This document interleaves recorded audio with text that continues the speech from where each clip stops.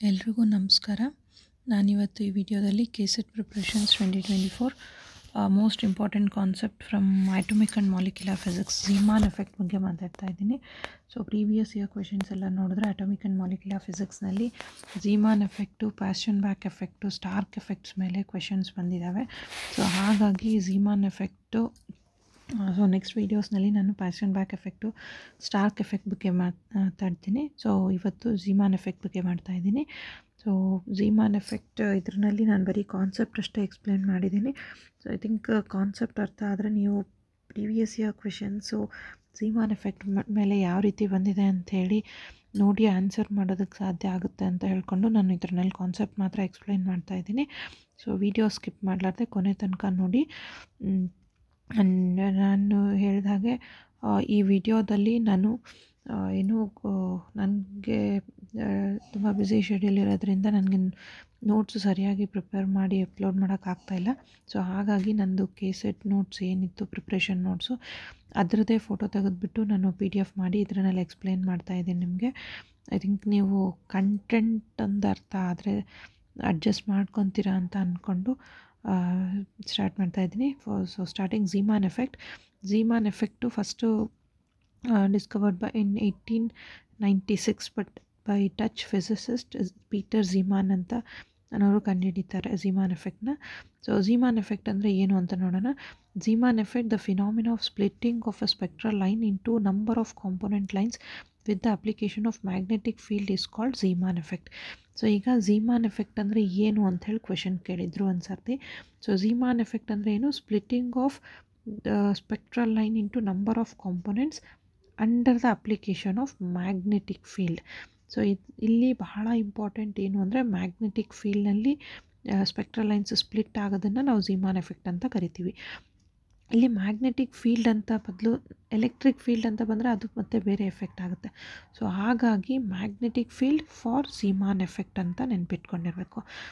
Number of splitting of spectral lines into number of component lines with the application of magnetic field is called Zeeman effect ಅಂತ ಹೇಳ್ತೀವಿ.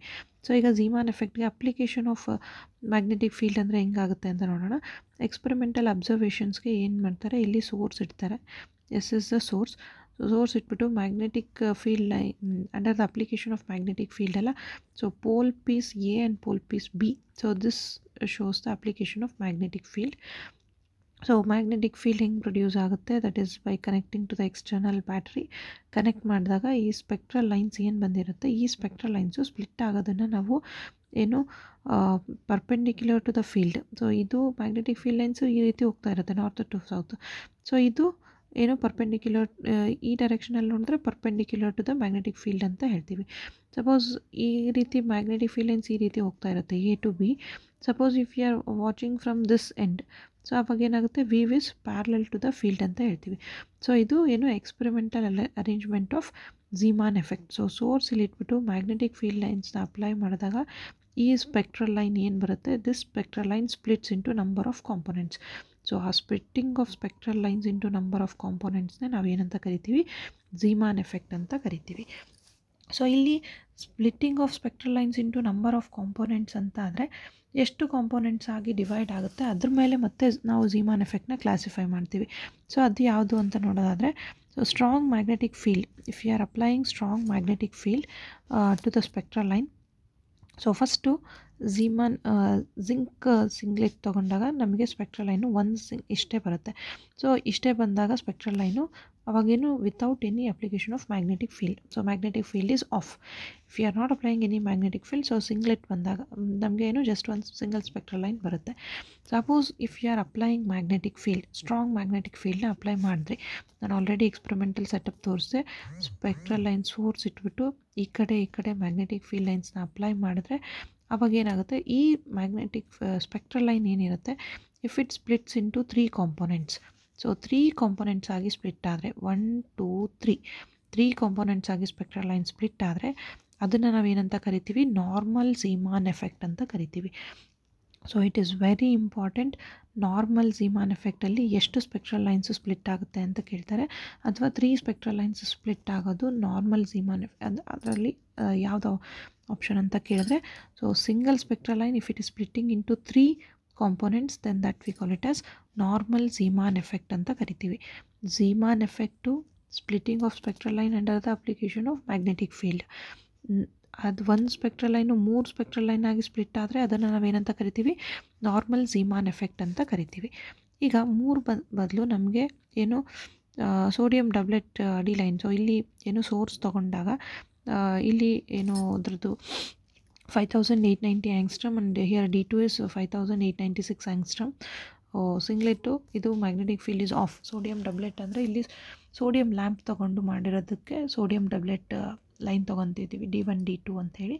So ಅಲ್ಲಿ suppose ಏನಾಗುತ್ತೆ, more than 3 components ಆಗಿ split ಆದರೆ, like for example 4 components ಆಗಿ split ಆದರೆ, ಅಥವಾ more than 3 components ಅಂದರೆ 6 ಕಾಂಪೊನೆಂಟ್ ಆಗಿ ಸ್ಪ್ಲಿಟ್ ಆದರೆ, ಸೊ ಆವಾಗ ನಾವು ಏನಂತ ಕರಿತೀವಿ, ಅನಾಮಲಸ್ ಝೀಮಾನ್ ಎಫೆಕ್ಟ್ ಅಂತ ಕರಿತೀವಿ. ನಾರ್ಮಲ್ ಝೀಮಾನ್ ಎಫೆಕ್ಟ್ಗೆ ನಾರ್ಮಲ್ಗೆ ಎಷ್ಟು ಸ್ಪ್ಲಿಟ್ ಆಗಬೇಕು, 3 ಕಾಂಪೊನೆಂಟ್ಸ್ ಆಗಿ ಸ್ಪ್ಲಿಟ್ ಆಗಬೇಕು. ಅನಾಮಲಸ್ ಝೀಮಾನ್ ಎಫೆಕ್ಟ್ಗೆ ಎಷ್ಟು ಸ್ಪ್ಲಿಟ್ ಆಗುತ್ತೆ, ಮೋರ್ ದ್ಯಾನ್ 3. ಮೋರ್ ದ್ಯಾನ್ 3 ಅಂದರೆ it can be 4 or it can be 6. So ಇಲ್ಲಿ ನೋಡ್ಬೋದು 1 2 3 4 4 ಲೈನಾಗಿ ಸ್ಪ್ಲಿಟ್ ಆಗಿದೆ. 6 ಅಂದರೆ 1 2 3 4 5 6 ಲೈನ್ಸ್ ಆಗಿ ಸ್ಪ್ಲಿಟ್ ಆಗಿದೆ. ಸೊ ಆ ರೀತಿ ಸ್ಪ್ಲಿಟ್ ಆಗೋದನ್ನು single spectral line splitting into 4 components, single spectral line splitting into 6 components. So 6 components ಅಂದರೆ more than 3 components. more than 3 components ಬಂದರೆ ನಾವು ಅದನ್ನು ಏನಂತ ಕರಿತೀವಿ, ಅನಾಮಲಸ್ ಝೀಮಾನ್ ಎಫೆಕ್ಟ್ ಅಂತ ಕರಿತೀವಿ. ಥಿಂಕ್ ಝೀಮಾನ್ ಎಫೆಕ್ಟ್ ಅಂದರೆ ಈಗೊಂದು ಐಡಿಯಾ ಬಂತು ಅಂತ ಅಂದ್ಕೊತೀನಿ. ನಾರ್ಮಲ್ ಝೀಮಾನ್ ಎಫೆಕ್ಟ್ ಅಂದರೆ splitting of spectral line into 3 components. Anomalous Zeeman effect ಅಂದರೆ splitting of spectral line into more than 3 components. So ಅದನ್ನು ಅನಾಮಲಸ್ ಝೀಮಾನ್ ಎಫೆಕ್ಟ್ ಅಂತ ಕರಿತೀವಿ. ಓಕೆ, ಸೊ ಇಲ್ಲಿ ಜಸ್ಟ್ ಅದನ್ನೇ ಇರೋದು. Consider a source of light ray. Sodium ಲ್ಯಾಂಪ್ನ ನಾವು ಏನೋ ಇದರಲ್ಲಿ ಸೋರ್ಸ್ ಆಗಿ ಯೂಸ್ ಮಾಡ್ತೀವಿ. Sodium lamp is placed between 2 pole pieces A and B of A strong electromagnet. So strong electromagnet ಯಾಕೆ ಯೂಸ್ ಮಾಡ್ತೀವಿ ಅಂದರೆ, because splitting of that spectral line takes place in presence of magnetic field ಅಂದರೆ ಅದಕ್ಕೆ ನಾವು strong ಎಲೆಕ್ಟ್ರೋಮ್ಯಾಗ್ನೆಟ್ನ use ಮಾಡ್ತೀವಿ. The modified light may be absorbed by high resolving instruments. So ಅದನ್ನು splitting ಹೆಂಗಾಗುತ್ತೆ ಅಂತೇಳಿ ನಾವು ಏನು ರಿಸಾಲ್ವಿಂಗ್ ಇನ್ಸ್ಟ್ರೂಮೆಂಟ್ಸ್ನ ಯೂಸ್ ಮಾಡಿ ನೋಡ್ತೀವಿ. And then analysed by the nicol prism. So nicol prism use ಮಾಡಿಬಿಟ್ಟು ನಾವು ಅನಲೈಸ್ ಮಾಡ್ತೀವಿ. ನಿಕಲ್ ಪ್ರಿಸಮ್ ಯೂಸ್ ಮಾಡಿದಾಗ ನಮಗೇನು ಪೋಲರೈಸೇಷನ್ ಆಗಿಬಿಟ್ಟು ಲೈಟ್ ವೇವ್ಸ್ ಬರುತ್ತೆ, ಏನು ಸ್ಪೆಕ್ಟ್ರಲ್ ಲೈನ್ಸ್ ಕಾಣಿಸುತ್ತೆ. ಸೊ ಹಾಗಾಗಿ ನಿಕಲ್ ಪ್ರಿಸಮ್ ಯೂಸ್ ಮಾಡ್ತೀವಿ. The light can be observed with perpendicular and parallel to the direction of the applied magnetic field. ನಾನು ಆಲ್ರೆಡಿ ಎಕ್ಸ್ಪೆರಿಮೆಂಟಲ್ ಸೆಟಪ್ ತೋರಿಸ್ಬೇಕಾದಾಗ ಹೇಳಿದೆ, ಪರ್ಪೆಂಡಿಕ್ಯುಲರ್ ಅಂದರೆ ಹೆಂಗಿರುತ್ತೆ, ಪ್ಯಾರಲಲ್ ಅಂದರೆ ಹೆಂಗಿರುತ್ತೆ ಅಂಥೇಳಿ. ಸೊ ಅದು ಪ್ಯಾರಲಲ್ ಆಗಿ ಪರ್ಪೆಂಡಿಕ್ಯುಲರ್ನಾಗಿ ನಾವು ಸ್ಪ್ಲಿಟ್ಟಿಂಗ್ ಆಫ್ ಸ್ಪೆಕ್ಟ್ರಲ್ ಲೈನ್ನ ಅಬ್ಸರ್ವ್ ಮಾಡ್ಬೋದು. To observe light parallel to the field, a hole is drilled into the pole pieces A and B of the strong electromagnet. So ಇಲ್ಲಿ ಏನು A and Bಗೆ ಏನು parallel ಆಗಿ observe ಮಾಡಬೇಕಂದ್ರೆ ಇಲ್ಲಿ ನೋಡ್ಬೋದು, ಇದು ಮಧ್ಯದಲ್ಲಿ ಗ್ಯಾಪ್ ಇದೆ. ಸೊ ಈ ಗ್ಯಾಪ್ನಿಂದ ನಾವು ಏನು ಪ್ಯಾರಲಲ್ ಆಗಿ ಒಂದು ರಿಸಾಲ್ವಿಂಗ್ ಇನ್ಸ್ಟ್ರೂಮೆಂಟ್ನ ಇಟ್ಬಿಟ್ಟು ಅಬ್ಸರ್ವ್ ಮಾಡ್ಬೋದು ಅಂತ ಕೊಟ್ಟಿದ್ದಾರೆ. ಓಕೆ, ಸೊ ಇದು ಏನು ಜಸ್ಟ್ ಬೇಸಿಕ್ ಥಿಯರಿ. ನಿಮಗೆ ಝೀಮಾನ್ ಎಫೆಕ್ಟ್ ಅಂದರೆ ಏನು ಅಂತ ಗೊತ್ತಿರಬೇಕು. ಸೊ ಇದರಲ್ಲಿ ನಾರ್ಮಲ್ ಝೀಮಾನ್ ಎಫೆಕ್ಟ್ ಅಂದರೆ ಏನು ಅಂತ ನೋಡೋಣ. ಸೊ ನಾರ್ಮಲ್ ಝೀಮಾನ್ ಎಫೆಕ್ಟ್ ಅಂದರೆ ಏನು, when modified light is observed parallel to the field, then each spectral line is found to split into the 2 component lines. One component line has a higher frequency nu naught plus d nu, and the other component has a lower frequency nu naught minus d nu than the frequency nu naught.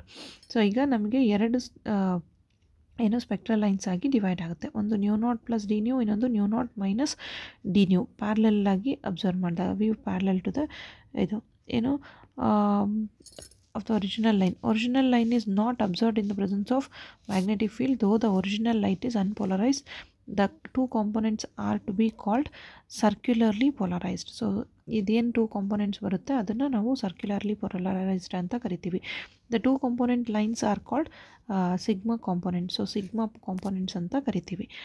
When the modified light is observed perpendicular to the field, when the modified light is observed perpendicular to the field, then each spectral line is found to split into 3 components. So parallel ಆಗಿ ನೋಡಿದಾಗ ನಮಗೆ ಏನು 2 components ಆಗಿನೇ split ಆಗಿದ್ದು ಕಾಣಿಸುತ್ತೆ. But perpendicular ಆಗಿ observe ಮಾಡಿದಾಗ ನಮಗೇನು 3 components ಆಗಿ ಕಾಣಿಸುತ್ತೆ. So the central component line is called pi component, has a frequency nu naught. So ನಾವು ಪ್ಯಾರಲಲ್ ಆಗಿ ಅಬ್ಸರ್ವ್ ಮಾಡಿದಾಗ ಈ ನ್ಯೂ ನಾಟ್ ಕಾಣಿಸಂಗಿಲ್ಲ, ಬಟ್ ಪರ್ಪೆಂಡಿಕ್ಯುಲರ್ ಆಗಿ ಅಬ್ಸರ್ವ್ ಮಾಡಿದಾಗ ನ್ಯೂ ನಾಟು ಕಾಣಿಸುತ್ತೆ, nu naught plus delta nu naught nu ಕಾಣಿಸುತ್ತೆ, nu naught minus delta nu ಕಾಣಿಸುತ್ತೆ. ಅಂದರೆ sigma pi sigma has a frequency nu naught equal to the frequency nu naught of the original component. So 3 components ಆಗಿ ಕಾಣಿಸುತ್ತೆ. One of the 2 remaining components has a higher frequency and the other has the lower frequency than the frequency of the original line. So original line ಗಿಂತಲೂ ಒಂದು ಕಡಿಮೆ frequency ಇರುತ್ತೆ, ಇನ್ನೊಂದು ಜಾಸ್ತಿ frequency ಇರುತ್ತೆ. These 2 components on one on the either side of the central component are called sigma component. So ಆ ಕಡೆ ಈ ಕಡೆ ಬರೋವಂಥ ಕಾಂಪೊನೆಂಟ್ಸ್ನ ನಾವೇನಂತ ಕರಿತೀವಿ, ಸಿಗ್ಮಾ ಕಾಂಪೊನೆಂಟ್ಸ್ ಅಂತ ಕರಿತೀವಿ. Though the original line is unpolarized, while the 3 components are found to be polarized ಅಂತ ಹೇಳ್ತೀವಿ. ಸೊ ಒರಿಜಿನಲ್ ಲೈನು ಪೊಲರೈಸ್ ಆಗಿಲ್ಲ, ಆದರೆ 3 ಕಾಂಪೊನೆಂಟ್ಸ್ನಲ್ಲಿ ಏನು ಬರುತ್ತೆ ಆ ಕಡೆ ಈ ಕಡೆ ಅದು ಪ್ಲೇನ್ ಪೊಲರೈಸ್ಡ್ ಅಂತ ಹೇಳ್ತೀವಿ. The phenomena of splitting of the spectral line into 3 component lines, original line absent in parallel view in presence of strong magnetic field, is called normal Zeeman effect. So ಈಗ parallel ವ್ಯೂನಲ್ಲಿ ನೋಡಿದಾಗ ನಮಗೆ 2 components ಮಾತ್ರ ಕಾಣಿಸುತ್ತೆ, perpendicular ವ್ಯೂನಲ್ಲಿ ನೋಡಿದಾಗ 3 components ಕಾಣಿಸುತ್ತೆ. So ಇದನ್ನು ಏನು splitting of spectral lines in presence of strong magnetic field ಹಾಕಿದಾಗ 3 ಕಾಂಪೊನೆಂಟ್ಸ್ ಆಗಿ ಸ್ಪ್ಲಿಟ್ ಆಗೋದನ್ನು ನಾವೇನಂತ ಕರಿತೀವಿ, ನಾರ್ಮಲ್ ಝೀಮಾನ್ ಎಫೆಕ್ಟ್ ಅಂತ ಕರಿತೀವಿ. Then next comes the anomalous Zeeman effect. So anomalous Zeeman effect ಅಂದರೆ ಏನು, the splitting of spectral line into number of component lines, that is more than 3 components in the presence of weak external magnetic field, is called anomalous Zeeman effect. See, normal Zeeman effect ಆಗೋದು strong magnetic ಫೀಲ್ಡಲ್ಲಿ, anomalous Zeeman effect ಆಗೋದು weak magnetic ಫೀಲ್ಡಲ್ಲಿ. So weak magnetic ಫೀಲ್ಡಲ್ಲಿ ಅಂದರೆ ಇಲ್ಲಿ ನೀವು observe ಮಾಡ್ಬೋದು, in the absence of magnetic field single spectral line ಇದೆ, ಇಲ್ಲಿನೂ ಸಿಂಗಲ್ ಸ್ಪೆಕ್ಟ್ರಲ್ ಲೈನ್ ಇದೆ. When magnetic field is increased, so that is weak magnetic field apply ಮಾಡಿದಾಗ ಏನಾಗುತ್ತೆ, ಸಿಂಗಲ್ ಸ್ಪೆಕ್ಟ್ರಲ್ ಲೈನ್ ಇದ್ದಿದ್ದು 4 ಕಾಂಪೊನೆಂಟ್ಸ್ ಆಗಿ ಸ್ಪ್ಲಿಟ್ ಆಗುತ್ತೆ, ಇಲ್ಲಿ ಸಿಂಗಲ್ ಕಾಂಪೊನೆಂಟ್ ಇದ್ದಿದ್ದು 6 ಲೈನ್ಸ್ ಆಗಿ ಸ್ಪ್ಲಿಟ್ ಆಗುತ್ತೆ. ಸೊ ಈ splitting of that spectral lines into more than 3 components is called as anomalous Zeeman effect ಅಂತ ಹೇಳ್ತೀವಿ.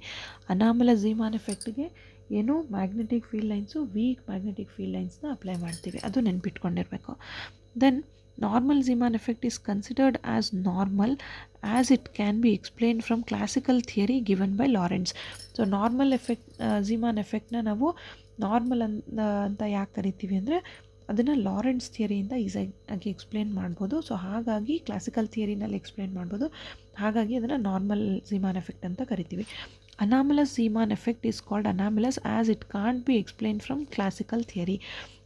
ಸೊ ಅನಾಮಲಸ್ ಝೀಮಾನ್ ಎಫೆಕ್ಟ್ ಏನಿದೆ ಅದನ್ನು ನಾವು ಕ್ಲಾಸಿಕಲ್ ಥಿಯರಿನಲ್ಲಿ ಎಕ್ಸ್ಪ್ಲೇನ್ ಮಾಡೋಕ್ಕಾಗಲ್ಲ. ಸೊ ಹಾಗಾಗಿ ನಾವು ಅದನ್ನು ಅನಾಮಲಸ್ ಝೀಮಾನ್ ಎಫೆಕ್ಟ್ ಅಂತ ಕರಿತೀವಿ.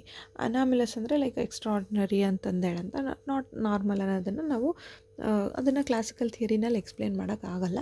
ಸೊ ಅದಕ್ಕೆ ಏನು ಮಾಡ್ತೀವಿ, ನಾವು ಕ್ವಾಂಟಮ್ ಥಿಯರಿನ ಯೂಸ್ ಮಾಡ್ತೀವಿ. So explained on the basis of quantum mechanics. So anomalous Zeeman effect na quantum mechanics ಇಂದ ಎಕ್ಸ್ಪ್ಲೇನ್ ಮಾಡ್ತೀವಿ, ಆ್ಯಂಡ್ ನಾರ್ಮಲ್ Zeeman effect ನ ಕ್ಲಾಸಿಕಲ್ ಥಿಯರಿನಲ್ಲಿ ಎಕ್ಸ್ಪ್ಲೇನ್ ಮಾಡ್ತೀವಿ. ಸೊ ಈಗ classical theory of normal Zeeman effect. So classical theory of normal Zeeman effect ಈಗ ಬಂದಿರೋ ಕ್ವೆಶನ್ಸ್ದು ನೋಡಿಕೊಂಡ್ರೆ Zeeman effectಗೆ ಲೈಕ್ 2013ನಿಂದ ಅಬ್ಸರ್ವ್ ಮಾಡಿದ್ರೆ ಕ್ವೆಶನ್ಸು Zeeman effect ಅಂದರೆ ಏನು ಅಂತ ಕೇಳಿದ್ದಾರೆ, ಅನಾಮಲಸ್ Zeeman effect ಯಾವಾಗುತ್ತೆ, ನಾರ್ಮಲ್ Zeeman effect ಯಾವಾಗುತ್ತೆ ಅಂತ ಕೇಳ್ತಾರೆ. ಸೊ ಬೇಸಿಕ್ ಕಾನ್ಸೆಪ್ಟ್ ಏನಂದರೆ splitting of spectral line in the presence of magnetic field lines ಅಂದರೆ Zeeman effect. Zeeman effectಲ್ಲಿ 2 ಟೈಪ್ಸು, ಒಂದು ನಾರ್ಮಲ್ Zeeman effect, ಇನ್ನೊಂದು anomalous Zeeman effect. Normal Zeeman effect ಆಗೋದು splitting single line into 3 components ಆಗಿ split ಆಗುತ್ತೆ. Anomalous Zeeman effect more than 3 components ಆಗಿ split ಆಗುತ್ತೆ. Normal Zeeman effect ಆಗೋದು ಸ್ಟ್ರಾಂಗ್ ಮ್ಯಾಗ್ನೆಟಿಕ್ ಫೀಲ್ಡ್ನಲ್ಲಿ ಅಪ್ಲೈ ಮಾಡಿದಾಗ normal Zeeman effect, that is splitting of spectral line into 3 components ಆಗುತ್ತೆ. Anomalous Zeeman effectಗೆ weak magnetic field apply ಮಾಡ್ತೀವಿ. Normal Zeeman effect can be explained by classical theory. Anomalous Zeeman effect cannot be explained by classical theory, so we use quantum mechanics to explain the anomalous Zeeman effect. So Zeeman effect ಬಗ್ಗೆ basic questions ಬಂದರೆ answer ಮಾಡೋದಕ್ಕೆ ಇಷ್ಟು concept ಗೊತ್ತಿರಬೇಕು. So ಈಗ normal Zeeman effect related ಏನಾದರೂ problems ಬಂದರೆ so ಅದನ್ನು explain ಮಾಡೋದಕ್ಕೆ ಆ ಪ್ರಾಬ್ಲಮ್ಸ್ನ ಸಾಲ್ವ್ ಮಾಡೋದಕ್ಕೆ ನಿಮಗೆ classical theory of normal Zeeman effect ಬಗ್ಗೆ ಗೊತ್ತಿರಬೇಕು. ಸೊ ಅದನ್ನು ನಾನು ಎಕ್ಸ್ಪ್ಲೇನ್ ಮಾಡ್ತಾಯಿದ್ದೀನಿ. Classical theory of normal Zeeman ಎಫೆಕ್ಟ್ನ that was given by Lorentz. So classical theory of normal Zeeman effect. This theory was given by Lorentz. Consider an electron of mass m and charge E moving in a circular path of radius r with uniform velocity v. The necessary centripetal force required for the motion of the electron is given by. So ನಾವು classical theory normal Zeeman ಎಫೆಕ್ಟ್ನ explain ಮಾಡೋದಕ್ಕೆ ಏನು ಮಾಡ್ತೀವಿ, ಒಂದು electron ತೊಗೊತೀವಿ. So ಒಂದು electron ತೊಗೊಂಡ್ಬಿಟ್ಟು that electron is of mass m, electron of mass m revolving in the so that is moving in the circular path. So circular ಪಾತ್ನಲ್ಲಿ move ಆಗ್ತಾ ಇದೆ. ಸರ್ಕ್ಯುಲರ್ ಪಾತ್ದು ರೇಡಿಯಸ್ ಏನಿದೆ r ಇದೆ with uniform velocity v. Radius of that circular path r, velocity v, ಎಲೆಕ್ಟ್ರಾನ್ದು charge e, mass m. The necessary centripetal force required for the motion of the electron is given by. So centripetal formula ಏನು use ಮಾಡ್ತೀವಿ, Fc is equals to mv²/r ಅಂತ use ಮಾಡ್ತೀವಿ. ಇಲ್ಲಿ mv²/r ಅಂತ ಆದರೆ v ಸ್ಕ್ವೇರ್ನ ಏನಂತ ಬರಿಬೋದು, v is equals to r into omega ಅಂತ ಬರಿತೀವಿ. r into omega ಅಂತ ಅಂದರೆ ಲೈಕ್ ಆ್ಯಂಗ್ಯುಲರ್ ವೆಲಾಸಿಟಿ ಟರ್ಮ್ಸ್ನಲ್ಲಿ ಬರೆದಾಗ ವಿನ r omega ಅಂತ ಬರಿತೀರಿ. ಸೊ ಈಗ ವಿ ಪ್ಲೇಸ್ನಲ್ಲಿ ಆರ್ ಒಮೆಗಾ ಸ್ಕ್ವೇರ್ ಹಾಕಿದ್ರೆ ಏನು ಬರುತ್ತೆ, centripetal force m r square omega square divided by r ಅಂತ ಬರಿತೀರಿ. So m r square omega square divided by r ಅಂತ ಅಂದರೆ ಸೊ ಇಲ್ಲಿ ಒಂದು ಆರ್ ಕ್ಯಾನ್ಸಲ್ ಆದರೆ ನಮ್ಗೆ ಉಳಿಯೋದೇನು F C is equals to m r omega square ಉಳ್ಕೊಳ್ಳುತ್ತೆ. So m r omega square ಉಳ್ಕೊಂಡ್ರೆ ಅದನ್ನು ನಾವು ಸೆಂಟ್ರಿಪಿಟಲ್ ಫೋರ್ಸ್ ಅಂತ ಬರಿತೀವಿ. ಸಾರಿ ಆ್ಯಕ್ಚುಲಿ ಇದು ಬರಬಾರ್ದಿಲ್ಲಿ. So this is the centripetal force.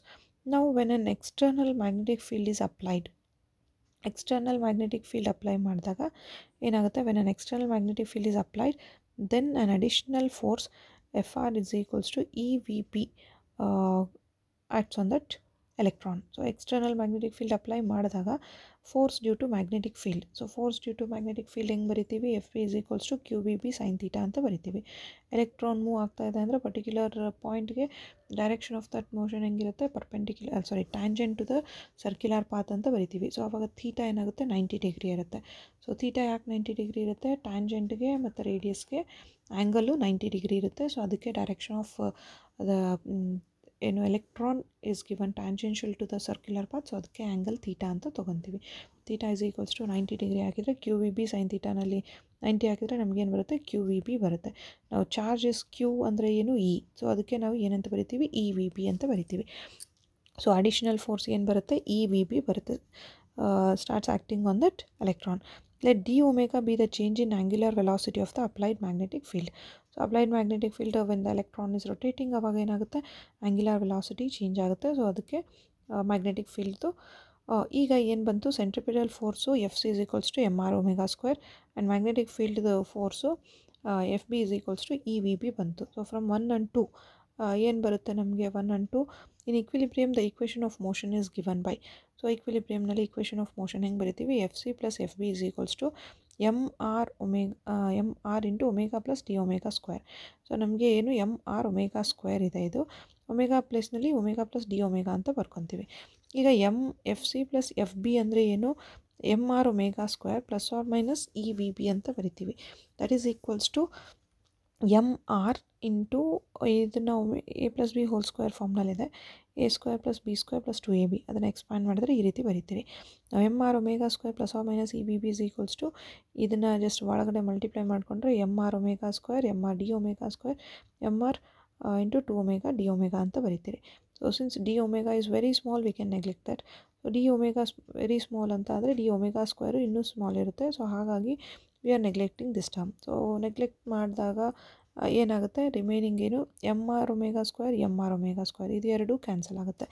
Cancel ಆದಾಗ ನಮಗೆ ಉಳಿಯೋದೇನು, e v B is equals to m r into 2 omega d omega ಉಳಿಯುತ್ತೆ. ಸೊ ಇದೆರಡು ಉಳಿದಾಗ ನಮಗೆ ಇ ವಿ ಬಿನಲ್ಲಿ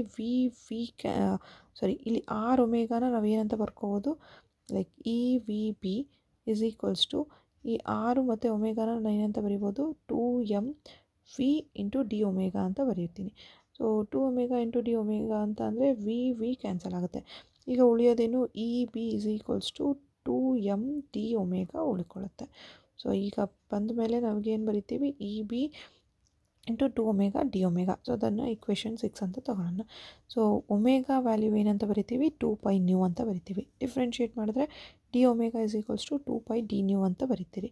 ಸೊ ಇವಾಗ 7 in 6 ಡಿ ಒಮೆಗಾ ಪ್ಲೇಸ್ನಲ್ಲಿ 2π ನ್ಯೂ ಡಿ ನ್ಯೂ ಹಾಕಿದರೆ ಏನು ಬರುತ್ತೆ, plus r minus e B is equals to 2m into d omega ಪ್ಲೇಸ್ನಲ್ಲಿ 2π ಡಿ ನ್ಯೂ ಹಾಕಿದರೆ ಏನು ಬರುತ್ತೆ, E B is equals to 4πm d nu ಅಂತ ಬರಿತೀರಿ.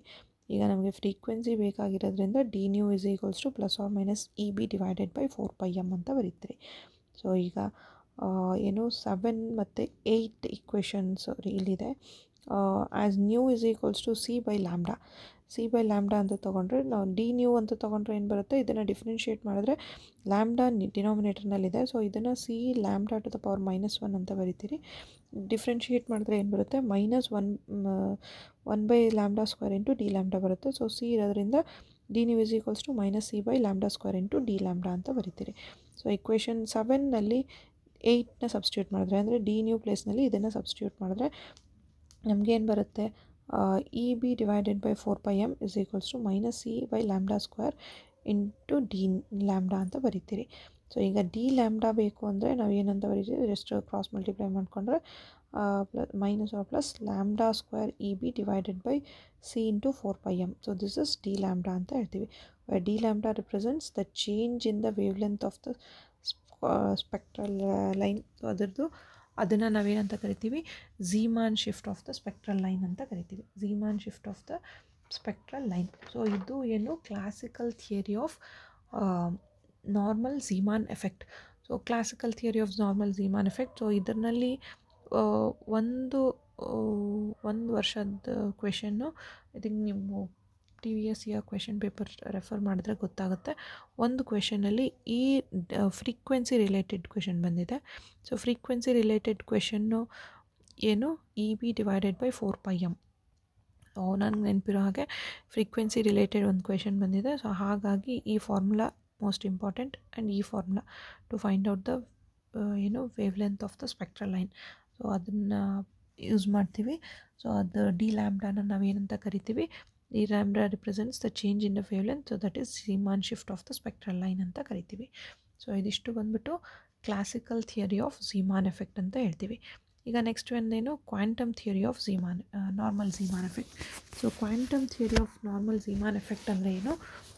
So quantum theory of normal Zeeman ಎಫೆಕ್ಟ್ನ ಹೆಂಗೆ ಎಕ್ಸ್ಪ್ಲೈನ್ ಮಾಡ್ತೀವಿ ನೋಡೋಣ. ಸೊ ಕ್ವಾಂಟಮ್ ಥಿಯರಿಗೆ ಏನು, we know that the ratio of magnetic moment μl associated with orbital motion of an electron to its angular momentum L is given by. So relation between magnetic moment μl ಮತ್ತು orbital motion of electron, angular momentum. Magnetic moment angular momentum relation ಏನಂತ ಬರಿತೀವಿ, mu ಅಂದರೆ ಏನು, magnetic moment divided by L is equals to minus e by 2m. minus e by 2m ಅನ್ನೋದೇನು, angular momentum.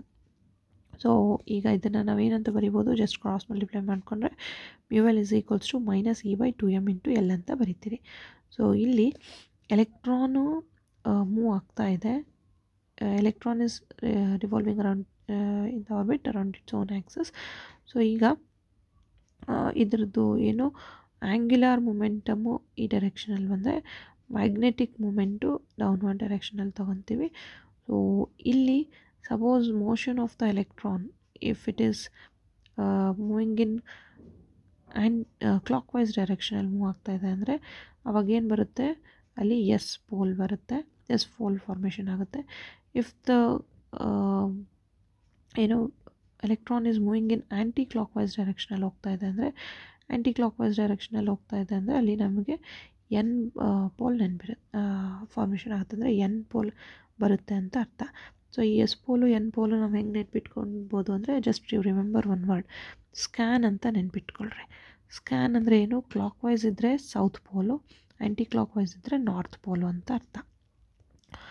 So we know that potential energy of the magnetic dipole placed in a magnetic field B is given by. So ಇದು ಏನು potential energy formula. ನಾವು ಇದನ್ನು even second year PUCನಲ್ಲಿ ಕೂಡ use ಮಾಡ್ತೀವಿ ಈ ಫಾರ್ಮುಲಾನ. That is potential energy of the magnetic dipole is given by mu L B cos theta. So where mu L is a magnetic moment ಅಂತ ಕರಿತೀವಿ. So substituting 2 in 3. So 2 ನಮಗೇನಿದೆ mu L value ಬಂದಿದೆ. ಈ mu L ವ್ಯಾಲ್ಯೂನ ಇದರಲ್ಲಿ substitute ಮಾಡಿದ್ರೆ ಏನು ಬರುತ್ತೆ, using 2 and 3 what we get, Vm is equals to minus E by 2m into LB cos theta. ಈಗ ಮೈನಸ್ ಇಂಟು ಮೈನಸ್ ಪ್ಲಸ್ ಆಗುತ್ತೆ. So Vm ಏನಾಗುತ್ತೆ, E by 2m into LB cos theta ಆಗುತ್ತೆ.